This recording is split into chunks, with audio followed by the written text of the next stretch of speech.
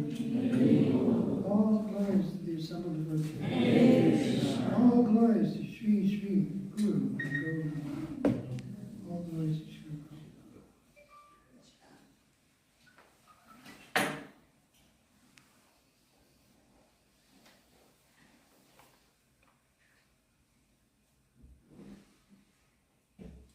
Naham.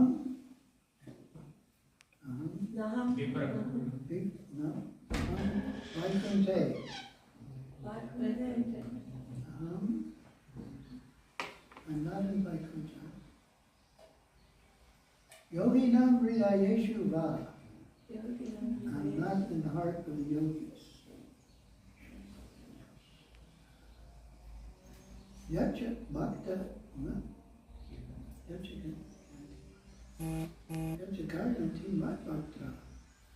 That I am where my devotees are chanting my glories. So we were quoting today, this morning, about Srila Prabhupada. And Prabhupada made an amazing statement one day. And he said that when I look at my disciples, I see that none of them have my qualities.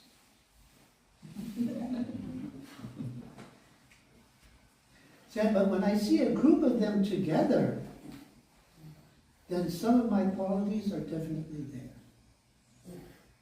So then he said, so I have hope that this movement will go on. And then he said, your love for me will be shown by how you cooperate to push on this movement. To keep this movement, maintain this movement, and expand this movement. So, whenever devotees come together, I mean, what's Lord Chaitanya's movement? Lord Chaitanya's movement, of course we chant our japa, but it's a Sankirtan movement. It's for the congregational chanting of Hare Krishna. So whenever we have the opportunity to chant congregationally, by the grace of Radhasharan and Mother Radharani, we get the opportunity to come and chant together, and whenever the opportunity is there at the temple or on Hari Nam or whatever, then we should take advantage. So,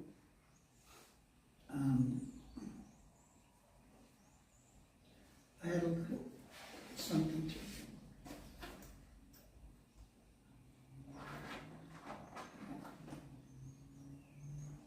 Well, there's two things.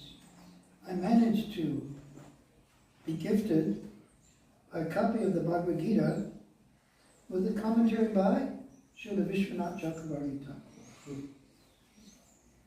I didn't know that I was going to be blessed, but what do we know about Srila Vishwanath Chakravarti and the Bhagavad Gita? Anyone? Mother Vasant.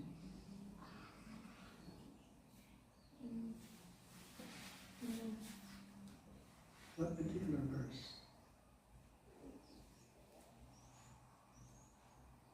Chapter 2?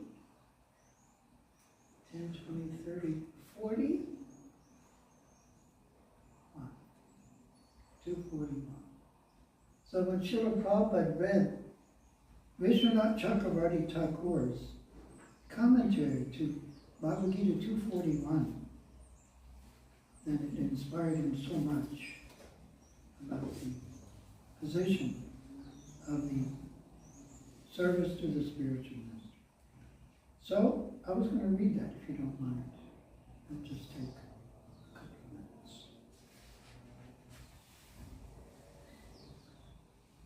Om Jnana Taranasya Gananjana Salakaya Chakshur Anmalitam Jena Tasmai Sri Mukham Karoti Vachavam Pangu Bangayate Grim Yat Kripatamaham Bande Sri Guru Dinatam.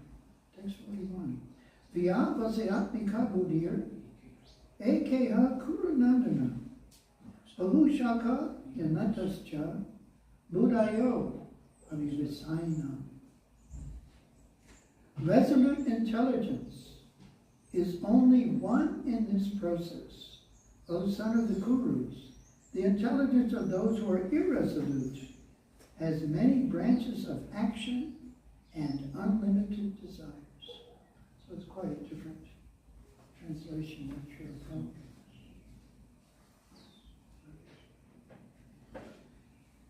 Moreover, among all types of intelligence, that intelligence concentrated on Bhakti Yoga is the best. Resolute intelligence fixed in Bhakti Yoga is only one. The meaning of this is illustrated as follows. Quote, my sadhana is to serve the lotus feet of the Lord, to remember and glorify him as instructed by my Guru. That is also my goal. My sadhana is to serve the lotus feet of the Lord, to remember and glorify him as instructed by my Guru. That is also my goal, sadhya. It is my life-sustaining medicine, for I cannot give up the sadhana and the sadhya. This is my most desired object, my duty, and nothing else is my duty. Nothing else is desired, even in dreams. There may be happiness or sorrow. Some sorrow may be destroyed or may not be destroyed. That is no loss for me. Let there only be resolute intelligence fixed in pure bhakti.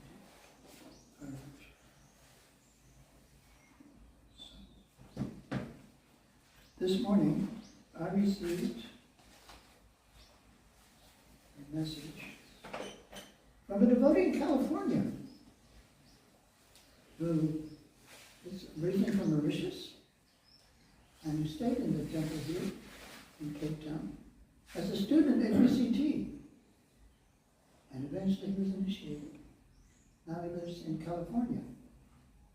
And he asked me, he mentioned about a devotee who is trying to find some support for palliative care for a devotee who lives in SA. So I was recently in Vincent Palati, observing the quality of the workmanship of the walls and the boards, and with some other gentlemen. I was the junior gentleman. 85, 81, 76, I was the junior. 76. So two of the gentlemen, actually, they, for whatever reason, they'd come to the hospital. That was fixed. The problem was that their families didn't have an arrangement to take care of them at home. So the one gentleman went off to the, what do they call it, step down facility. And he was gone by ambulance, so that the guys in the big colorful uniform and the big jackets rolled the gurney in, and he just kind of walked out. But the problem was, there was no one to care for him. There was no one in the family. And of course, this is now. And the other gentleman is a devout Muslim gentleman, but he had some mental difficulties and he was acting quite erratically at times. And they didn't want to take care of him. So, what does that mean? I mean, in the old days, of course, we don't know how old the days are. But do we have any culture? Do we have any culture? So, those, most here, practically everybody here, except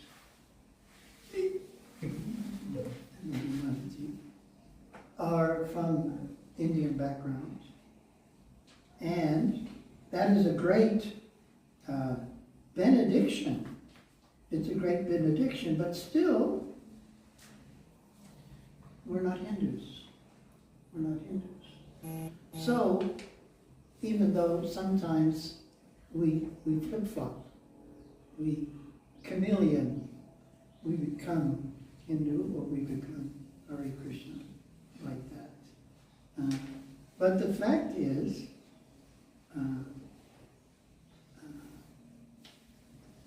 that we need to develop a culture. We need to develop a culture. And that comes from friendship and interactions that are a big part of any community, So, Prabhupada mentioned that the grandfather is more kind than the father. Just remember that. And the great-grandfather is probably even more kind than the grandfather. So, we have the opportunity to develop this culture, the Hare Krishna, or the ISKCON culture.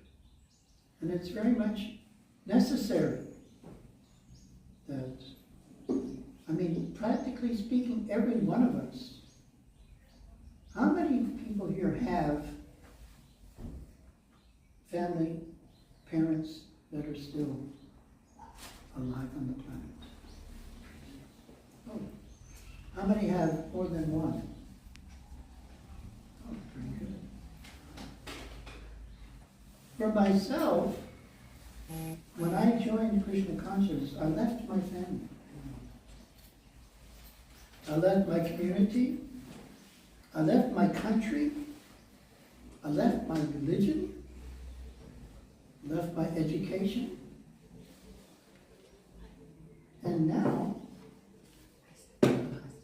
my culture is Krishna consciousness.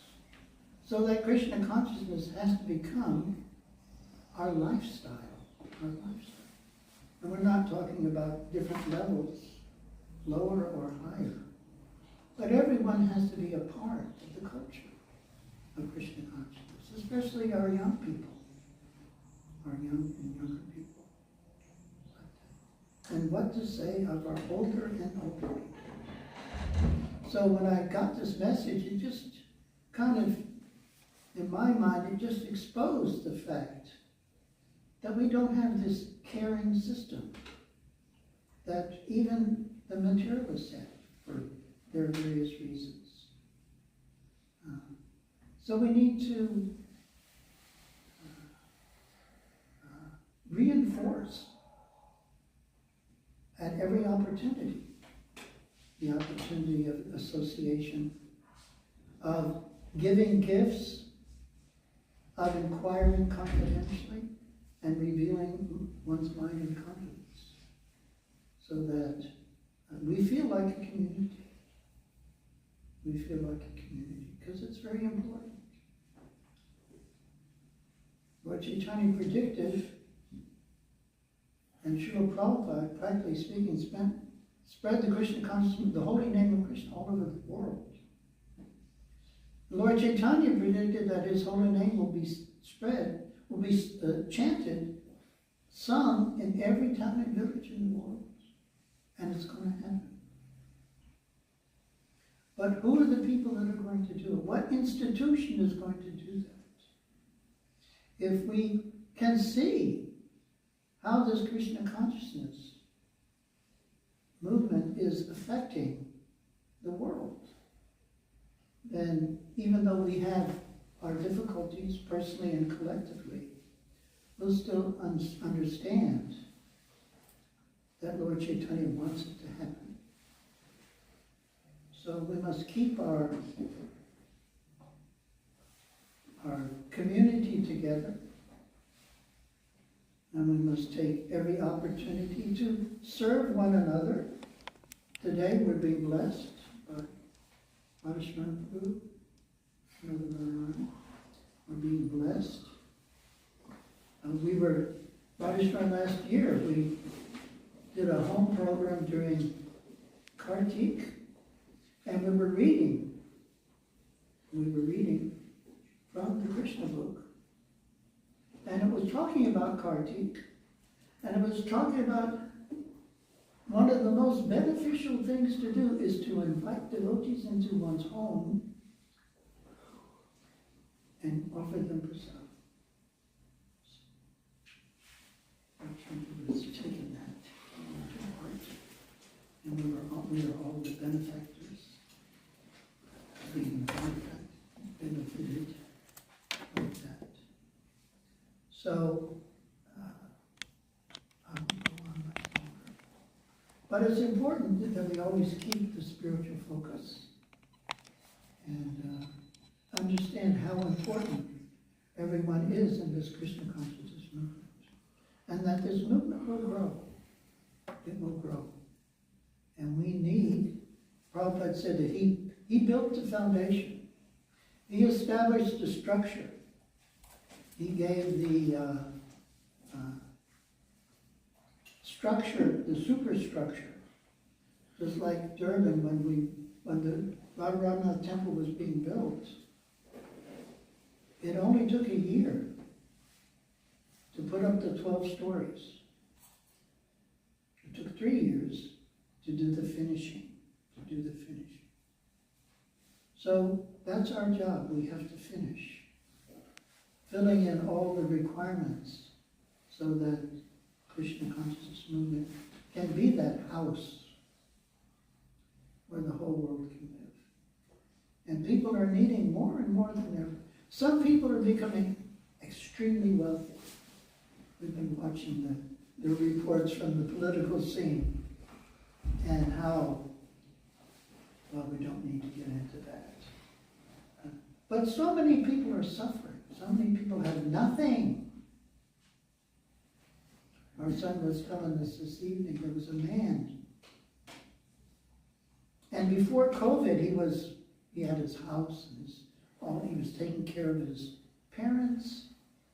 And he was going off, and then COVID hit, lost his business, lost his house, lost everything.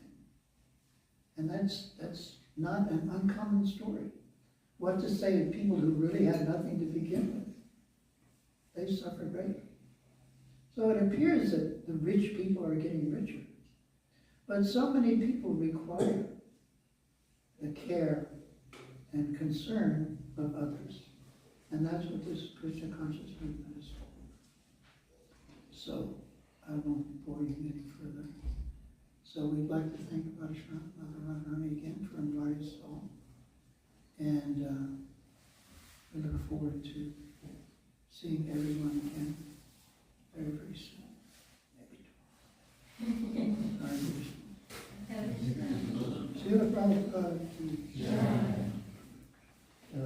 So if anybody has any questions, maybe Prabhu might take them. Maharaji. Hare Krishna, thank you very much for a wonderful talk, and I feel very inspired about your meditations on care, devotee care, general care, just care. I wondered, Prabhu, would you be able to read the translation again? I was a little bit distracted. And I thought of a question that was related, but I wasn't sure about one part of the translation. Okay. And then, in terms of care, how can we, if we want a service in that particular area, how do we unpack that prayer to the Lord? And what would you say? What would you say we should meditate on? Maybe from Shastra, or whatever's in your heart, in terms of how can we approach the Lord and ask Him for that kind of service, instead of guessing what the service might be, or Yeah. Okay. Well, I'll read the verse first, and then. Resolute intelligence is only one in this process. So evidently there's reference to the previous verse. And notice the previous verse. There he is. Giant. All right. Nahabikam anashasti tatravayan navijite swaldam abhyasidhamasya jayate matolaha. And that verse is translated, in this process, There is no loss by stopping without completion, and no sin incurred by doing so.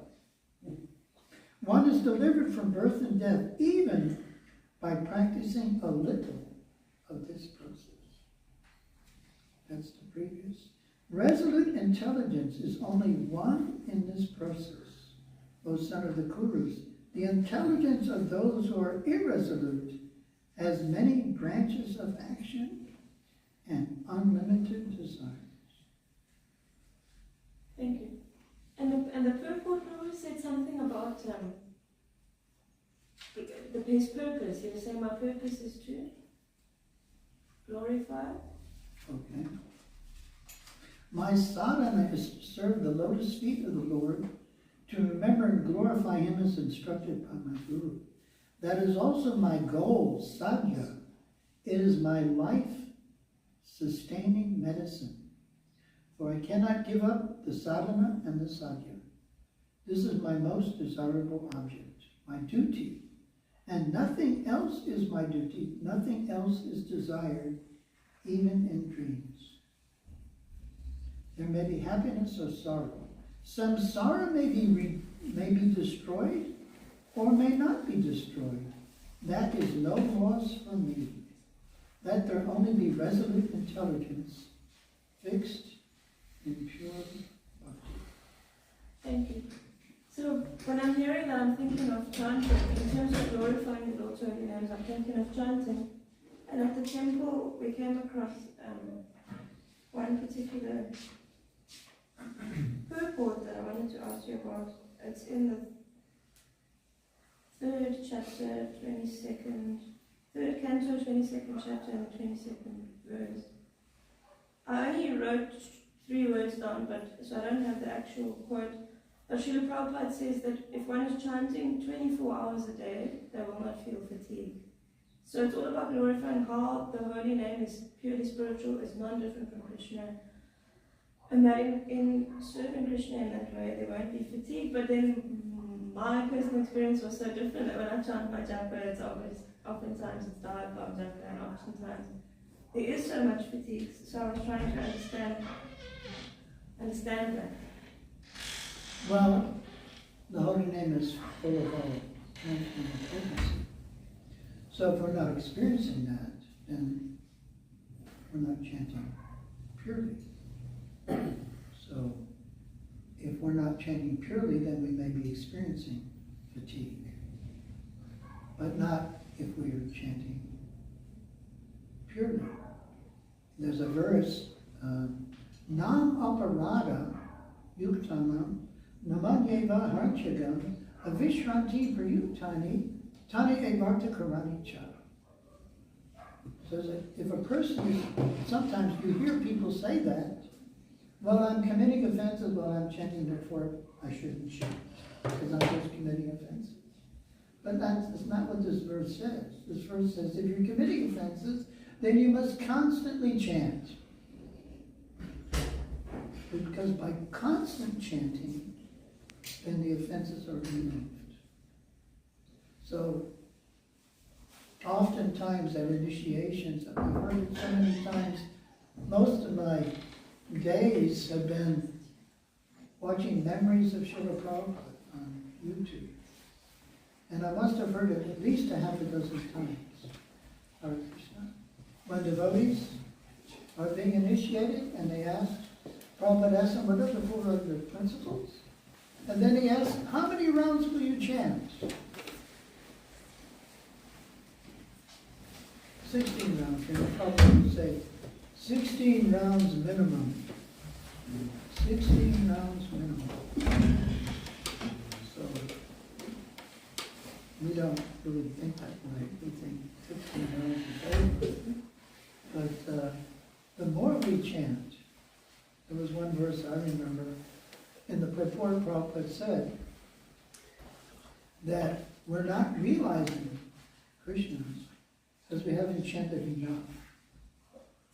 We haven't chanted enough. The more chanting we do, then eventually, and especially if it's done with pure heart and affection, Krishna will reveal himself. We can't make him reveal himself. And then Prabhupada, we heard last week, Prabhupada said, if you chant Hare Krishna one time, purely, all your sinful reactions, your material existence, it's finished. Just one time. Just one time.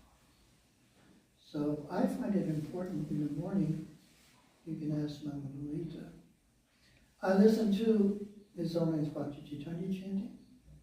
I listen to His Holiness Indijumna Maharaj chanting. I listen to His Holiness Bhakti Tirtha Maharaj chanting. And Sachinandan Swami.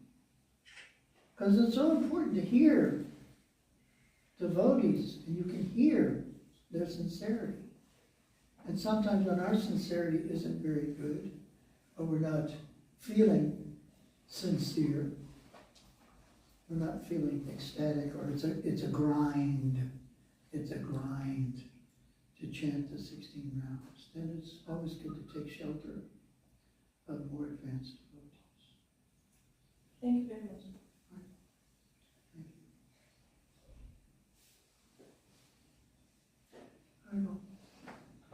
So that verse 41, it talks about the intelligence like being many branched for those who are irresolute. But sometimes you can find one of the qualities of a devotee is like expert in so many things. So what does it mean like that the intelligence is many branched? It means one is full of desires. Eka means one, focused. And Bahu Shaka means many. So if a devotee is focused, and as Srila Prabhupada mentioned, focus on one thing. And that's the service of my spiritual master. Then he won't become diverted into many, many other things. So that's Maya's business. Maya's business is to divert us. It's interesting that the Muslim people believe in the day of judgment. Correct me if I'm wrong. And then you're standing before the Supreme, before Lord Allah. And then He's sending you down. And there they believe it's eternal, just like the Christians do. Once you messed up big time. You're eternally damned. So then they say that in the Quran, that people say, no, the devil made me do it. The devil made me do it. And the devil is there, Satan, whatever word they have for him. Says, I never did it. I just suggested. And you did the rest. So that's the problem. Maya is always suggesting a diversion. Krishna and the Super Soul are always suggesting some devotional service. Oh, well, I went to Mangalarti today, and 10 minutes, I even attended the Bhagavatam class. That's enough for today. Like that. We're not thinking that every moment. And the advanced devotees, they're thinking, what can I do the next moment for serving Krishna? And this is that they don't want to waste a moment without some service to Krishna. So we have to develop that. In the Nectar Devotion, it explains, it's talking about the ecstasies of devotional service. And the first ecstasy is to not want to do anything else but serve Krishna. We're thinking, well, I'm going to start shivering and tears will be shooting out of my eyes. No, it's not that. It's that one will not be desiring to do anything else but serve Krishna. And we see that in some of our advanced devotees. They're always busy. speaking and preaching and chanting like that. So we have to take their example and see that it's possible. Then we have to develop the desire to want to do so, and that we get by their association. And therefore it's so important. And even though we're not pure devotees, still, by the association of one another, at least we're able to give up the association of those who are no good for our spiritual development. So we were reading in the fourth canto actually. The question was in the question bank, what was the purpose of the Krishna consciousness movement? What is the purpose of the Krishna consciousness movement? And in the purport, Prabhupada said the Krishna consciousness movement is there to provide hundreds and hundreds of centers where people can come and hear and chant about Krishna. Second point was one can learn about the spiritual master.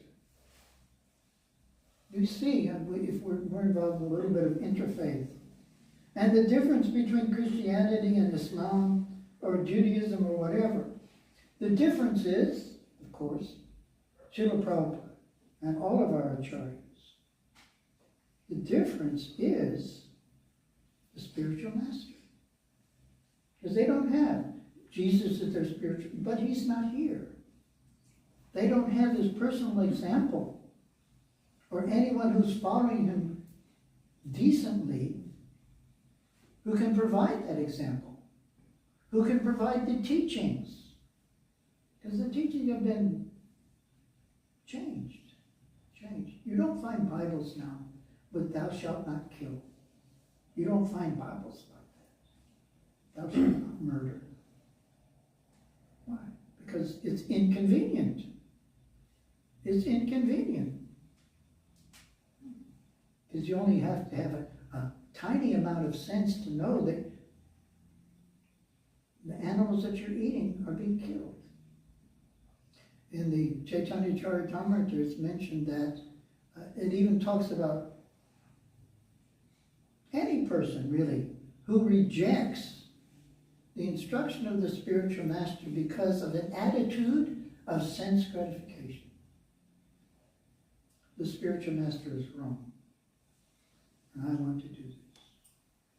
So it's the same attitude, but in other religions it's just par for the course. Nobody bothers to really investigate what Jesus or what Allah even or Muhammad were really saying, what they really meant. Because they don't have the spiritual master. And the third point is to give people an opportunity for association better than the bad association of this material world. So those were the 3 points why this ISKCON movement is there. So whether we're Naham Prakasha Sarvasya, no, not that one.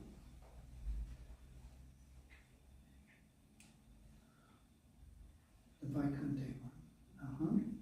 Vipro. No. Anyway, I can't remember the first line. But Krishna is saying, I'm not. I'm not in Vaikuntha. I'm not in the heart of the yogis. I'm where my devotees are chanting my glories. So we have the time of the day, and as much as we can to fill it up with some Krishna conscious activity. Sometimes it's a little austere. But to the Radhasharan, it's not too difficult today to gather and associate and take prasadam. So I don't know if that's okay. All right. Anyone else? Comment? Comment or reflection?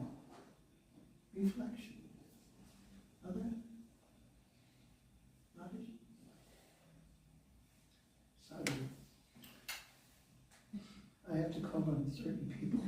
Okay, go for it. Well, this is to you.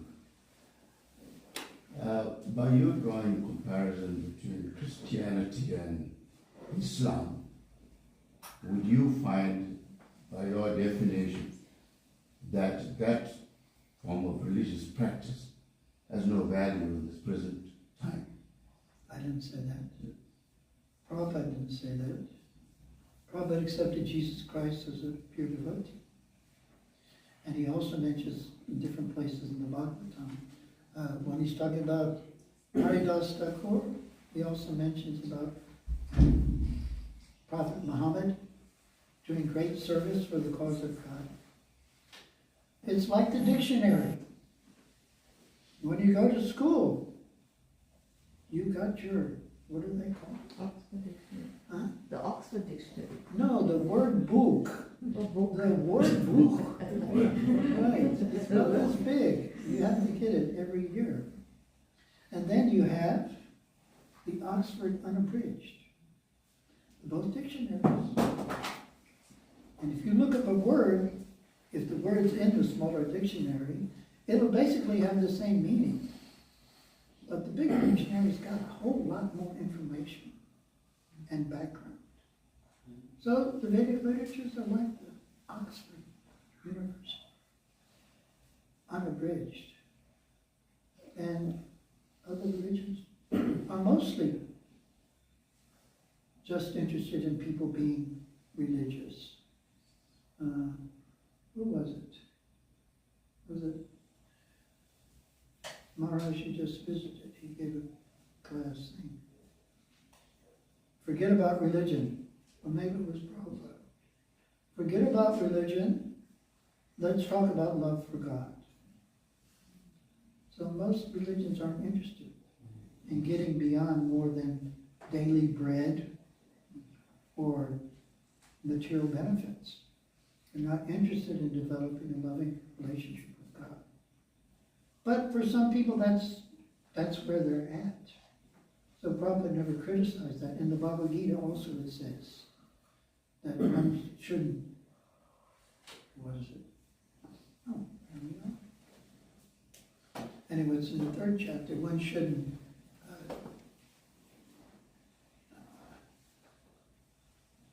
divert the minds of the ignorance because of their lack of knowledge, but should encourage them to make further progress. So don't discourage, but encourage. So, yeah, that's the thing. So we have to appreciate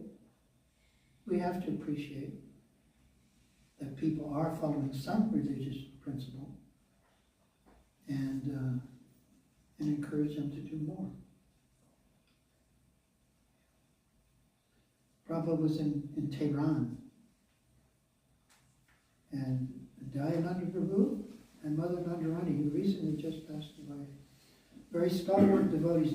They weren't that famous, but they joined in Los Angeles. They were practically the start of the temple there. And they served Prabhupada all over the world. And they opened up a restaurant preaching center in Tehran. And Prabhupada once said that anyone who preaches in the Muslim countries, I take the dust of their feet on my head. So they opened a restaurant, vegetarian restaurant preaching center. And Prabhupada had visited, and he was out sitting in the afternoon sun, and the imam was chanting the prayers.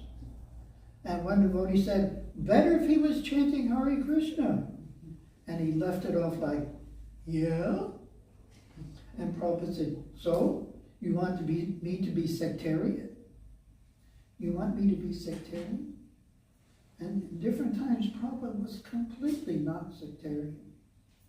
In Australia, the devotees invited him to a Cistercian monastery. The Cistercians are vegetarian, pretty much. And he was speaking to the seminarians and the priests there. And one devotee was there and said he never saw Srila Prabhupada as relaxed in the association of these other, and Cistercians are pretty strict. They don't even speak. They have one person in the whole community that can speak to the outside people. So they've got some austerities besides the poverty and like that. And this devotee said he never saw Prabhupada as relaxed in their association as he had seen him. So Prabhupada was not at all into that. Srila Bhaktivinoda Thakur mentions that the time will come when all this sectarianism will be gone. Because he also said, this party spiritness is the greatest enemy of the truth. So, you like Man City, he likes Manchester United, I like Arsenal, it's all this, I like Man United.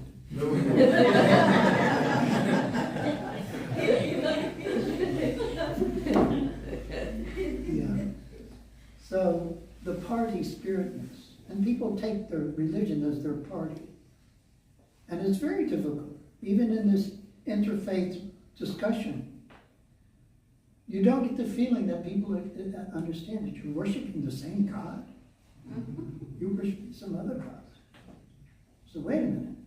Let's establish this first, or we're wasting our time. We're worshiping the same God. We just call him by a different name. We have a different process for realizing him. But if you read your book, you'll find that there's a lot more to Christianity, a lot more to Islam than what you're practicing. And again, that goes back to the point of not really having a spiritual guide. We started today with the Disciples Course, right? And it's just so important to understand the essential position of the Guru. And of course, as we understand from our acharyas,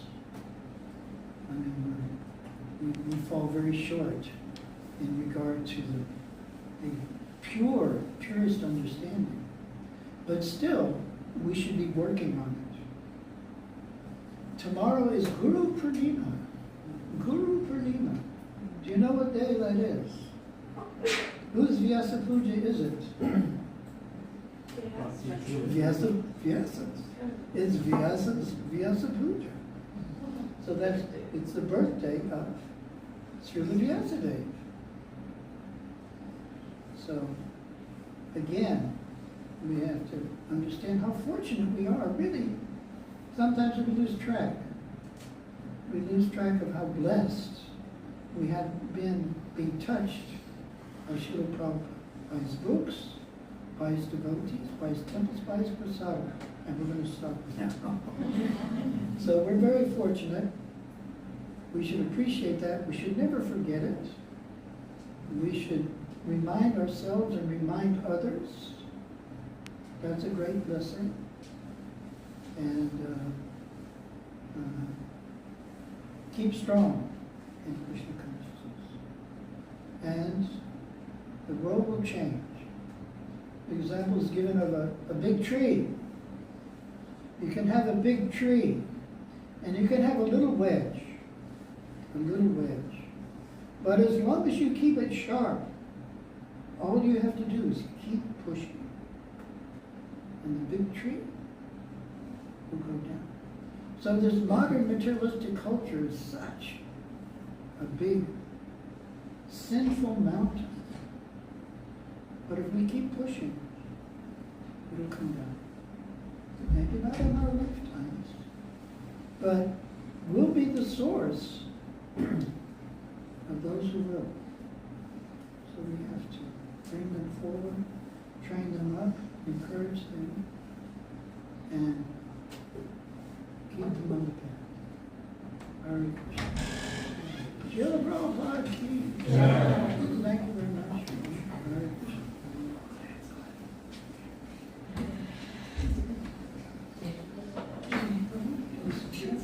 Upside down. Yeah, I think we'll have some kirtan again. For a couple minutes until we get ready for Prashad.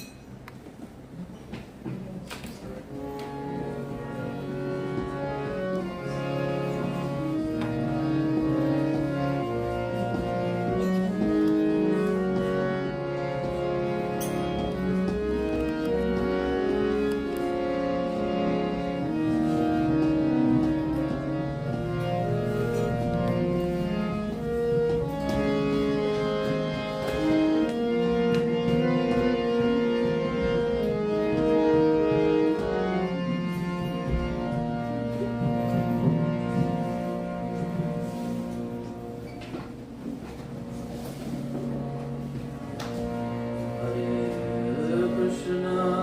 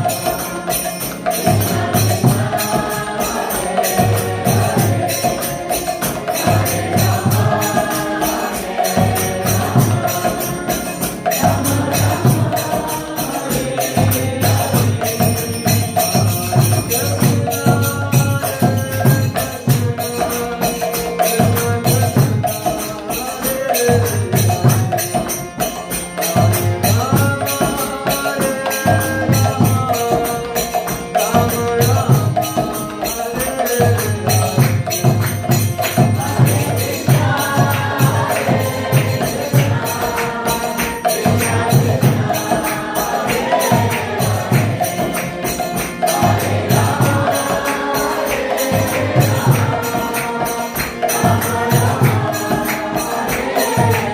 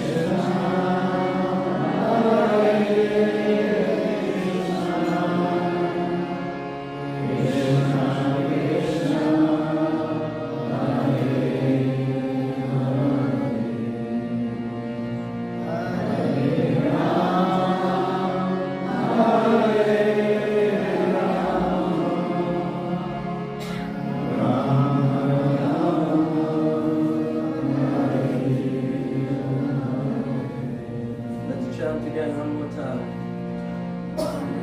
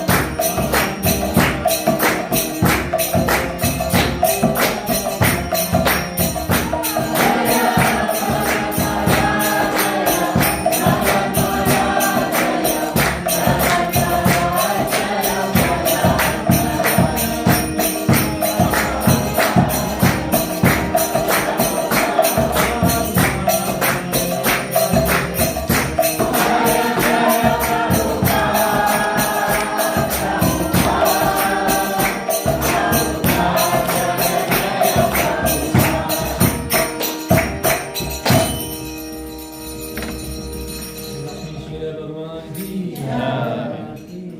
Ananta Gori Vaishnava Vrinda ki Jai. Jai Gaur